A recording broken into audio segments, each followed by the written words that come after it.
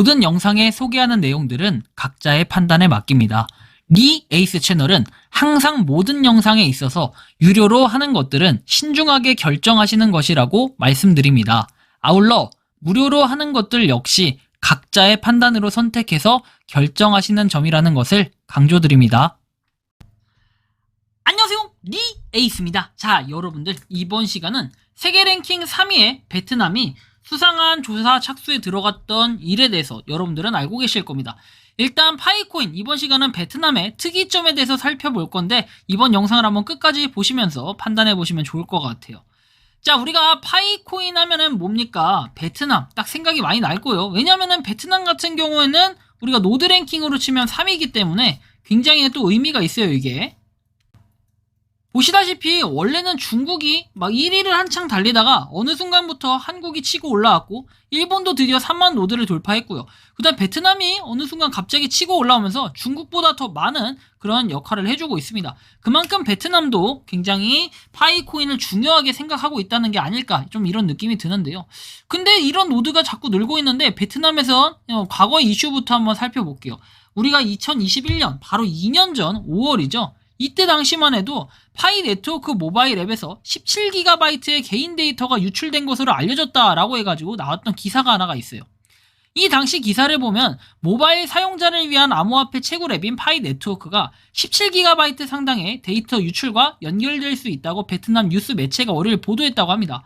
그래서 연결된 이 집 주소, 전화번호, 이메일 주소와 함께 약 1만 명의 베트남 시민의 신분증 판매가 되었고, 판매자는 데이터에 비트코인 또는 라이트코인으로 지불할 수 있는 9,000달러의 가격표를 지불했다라고 하는데, 9,000달러면 당시만 해도 얼마인지는 기억이 안 나지만 한 1,200원에서 1,300원 정도라고 치면은 그래도 1,000만 원 정도는 되네요. 근데 과연 이게 맞을까요? 자, 베트남 파이 네트워크 그룹 채팅 채널의 중재자인 이분께서는 VN 익스프레스의 파이 네트워크의 KYC 확인은 제3자에 의해서 수행이 되고 문제의 베트남 신분증은 앱과 호환되지 않는다고 덧붙였다고 합니다. 그러나 VN은 이전 버전의 앱이 어느 시점에서 카드와 호환된다는 점을 표시를 했고 KYC 인증을 수행하려면 베트남인은 여권을 사용해야 된다.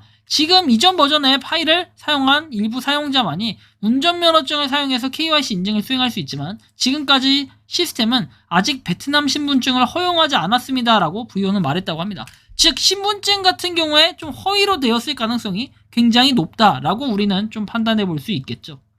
자, 다음 내용을 좀 넘어가 보면요, 이렇게 나옵니다. 자, 일단 보면 베트남 사이버 보안부는 이후 이 문제에 대한 조사에 착수했다고 해서 파이 네트워크에 인지된 가치의 독립적인 조사는 최근 AI 멀티플의 설립자이자 기술 설립가인 이분에 의해서 수행이 됐고, 데이터 유출이 발생하기 몇 주 전에 작성된 리뷰에서 파이 네트워크가 다단계 마케팅 계획 또는 제휴 마케팅 프로그램의 특징을 가지고 있다고 결론을 지었다고 합니다. 그래서 이 앱은 사용이 시작되는 순간부터 광고 수익을 위한 데이터를 판매하는 것으로 알려졌고, 개인자 사용 정보가 포함된 광고 공간이 더 높은 가치로 팔릴 수 있다는 점을 감안할 때 많은 사람들은 파이 앱이 사용자로부터 개인 식별 정보를 빼내기 위해서만 설계되었다고 추측하게 됐다. 저스틴 우는 앱의 KYC가 3자에 의해 수행되었으며 파이 네트워크의 서버에는 베트남 신분증이 보관되어 있지 않다는 걸 다시 강조했고, 내부 조사에서 데이터 유출의 증거를 발견하지 못했다고 덧붙였다고 합니다. 그래서 추천 프로그램이 암호화폐 분야의 다른 프로그램과 유사해서 단지 가족과 친구의 참여를 장려하기 위한 것이라고 말을 했고, 사실 이게 좀 맞겠죠. 이게 다단계라고 한다면 크게 문제가 됐겠지만요. 자, 그리고 샘 이분의 한번 정보를 살펴보면은 이분이에요. 샘 딜메가니, 뭐 이렇게 한글로 돼 있는데 영어로 하면 이렇게 돼 있죠. 이분이 맞아요.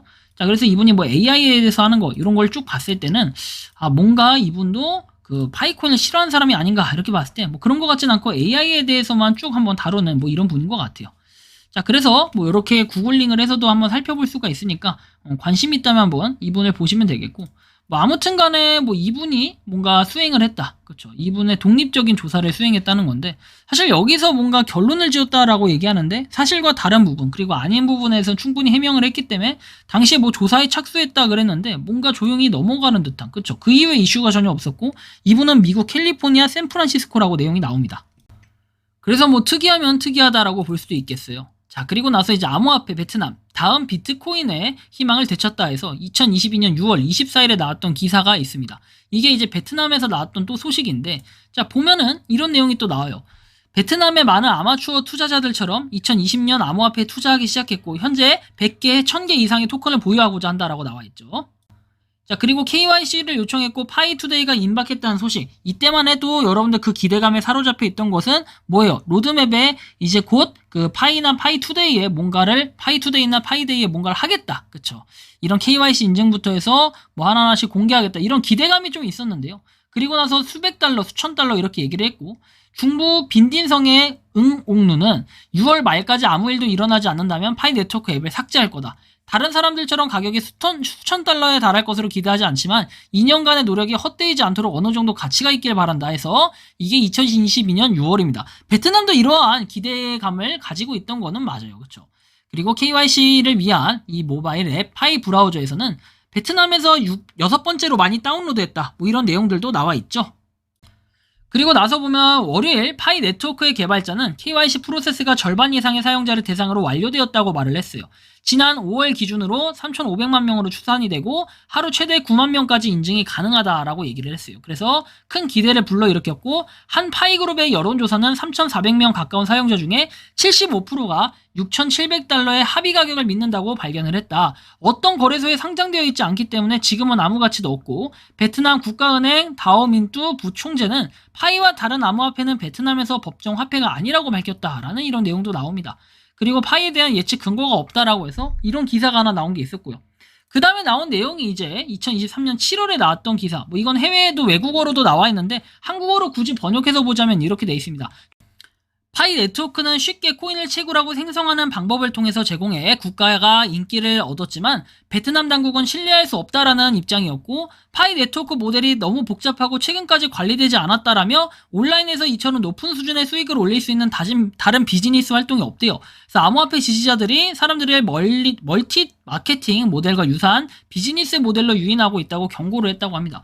근데 다른 내용이 없고 그냥 근거가 없어요. 이번에는 과거에는 이제 정보 유출을 했다라고 해가지고 이런 뭐 그런 내용들이 좀 나와 있었는데 이번엔 그런 근거도 없이 그냥 파이 네트워크를 조사를 시작했다. 근데 근거는 없고 여기 보시면 너무 복잡하고 최근까지 관리되어 있지 않다. 뭐 이런 내용 어이없는 내용들로 그냥 조사를 했대요.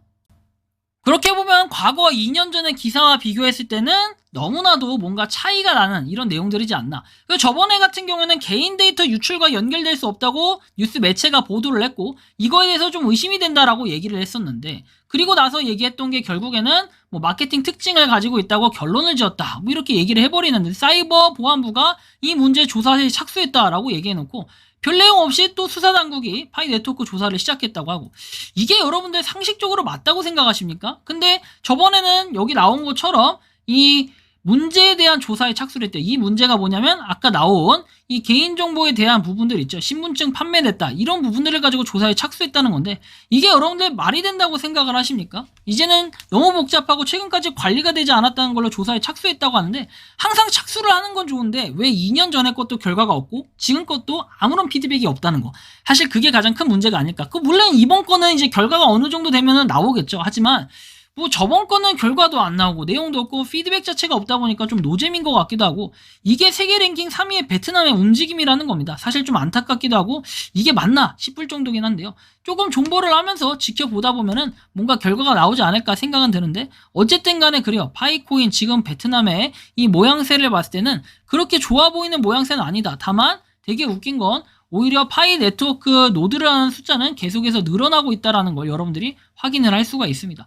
자, 이런 부분으로 봤을 때 베트남은 어떨까요? 지금 어느 공간에서는 벌써 31만 4,159달러를 외치는 베트남인들도 되게 많아요. 그리고 이거에 대한 기대감에 차 있는 분들도 상당히 많기 때문에 베트남이 이런 조사에 착수한다고 해가지고 그렇게 큰 의미가 그리고 큰 뭔가 효력을 가져다 줄까 이런 좀 의문점이 들기도 하는데요. 여러분들이 생각하는 파이코인 요 베트남의 특이점에 대해서 어떻게 생각하시는지 자유롭게 여러분들의 의견을 댓글로 달아주시면 좋겠습니다. 이번 영상은 여기서 마치는 걸로 하겠고요. 도움이 되셨다면 구독과 좋아요 알림 설정 부탁드리겠습니다.